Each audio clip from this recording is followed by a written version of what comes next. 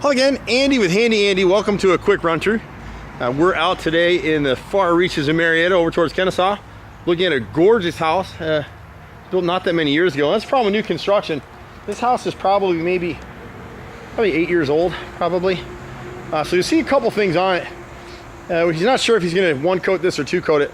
Most of our paint work is all hand done. We don't spray paint, very rarely, unless someone's selling a house. But one of the things you'll see on this house is the builder, when they built it, they made a big deal about using permanent materials.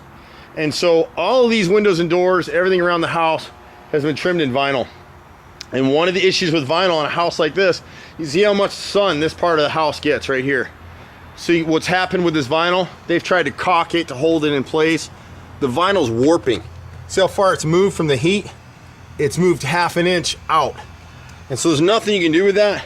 So in this part of on the house, or at least on the garage, it's the same on the right side, we'd replace these bottom sticks with back primed wood and seal it, and he won't have that problem anymore.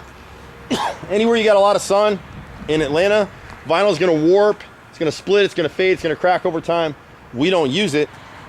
On most of the house, it's shaded, like out here in the front. We can one coat all this stuff. And even with a brick house, you want to check the caulking on a lot of these windows has failed from the heat. And then at the front entryway, they trimmed it in cedar, which is a nice arts and crafts style. Gives it a really nice rustic kind of look. But the front pieces have warped. This one here on the right and the one on the left. And they never caulk this stuff. So eventually, we come back in and caulk it all on the outside faces. I love cedar. It's a great material. I use it all the time. We're one of the few companies that do cedar repairs in Atlanta. It's not an easy product to work with. But see how they never caulked up here?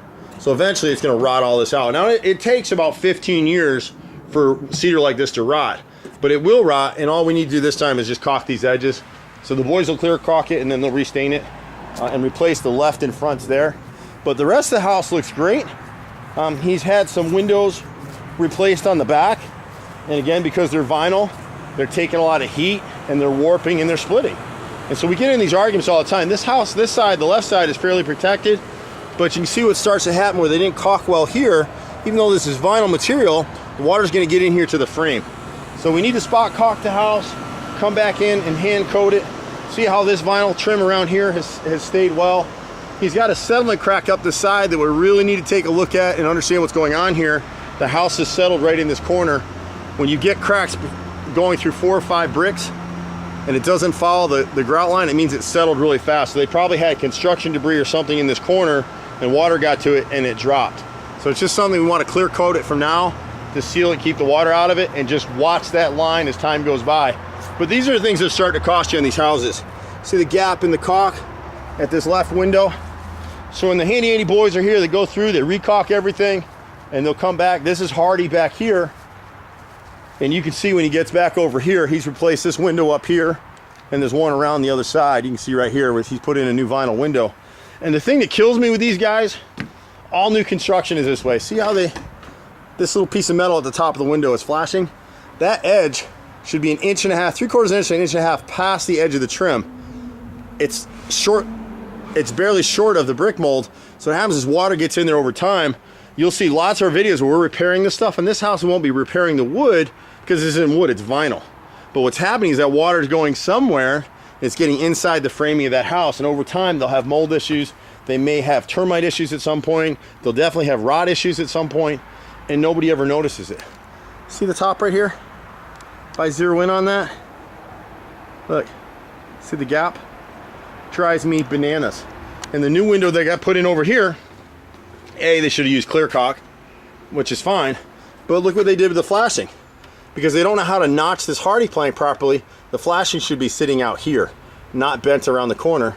And here's a brand new window, they never bothered to caulk it. So this flashing should have been straight out, not bent around the edges. Bent around the edges is certainly better than what we just saw in that other window from the new builders. It's all the little stuff on houses that people just don't really appreciate anymore.